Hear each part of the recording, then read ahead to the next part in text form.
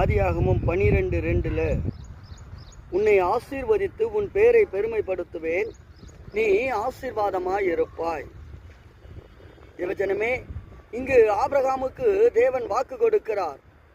உன்னை ஆசீர்வதித்து உன்னை பெருமைப்படுத்துவேன், நீ ஆசீர்வாதமா தான் இருப்ப அப்படின்னு தேவன் வாக்கு கொடுக்கிறார். அதுக்கு முன்னாடி தேவன் சொல்லுகிறார், நீ இருக்கிற எல்லாத்தையும் விட்டுட்டு நான் உனக்கு காண்பிக்கும்.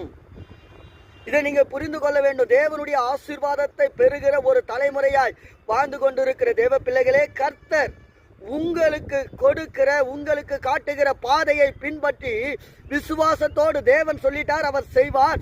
அவர் காட்டுகிற பாதையிலே நான் போவேன் என்று சொல்லி வாழ்ந்து கொண்டிருக்கிற தேவ பிள்ளைகளே, தேவன் எப்படி ஆபிரகாமுக்கு ஆசீர்வாதத்தை கொடுத்து உயர்த்தினாரோ அதே ஆசீர்வாதத்தை இன்றைக்கு உங்களுக்கு கொடுப்பதற்காக அவர் காத்து கொண்டிருக்கிறார். நீங்க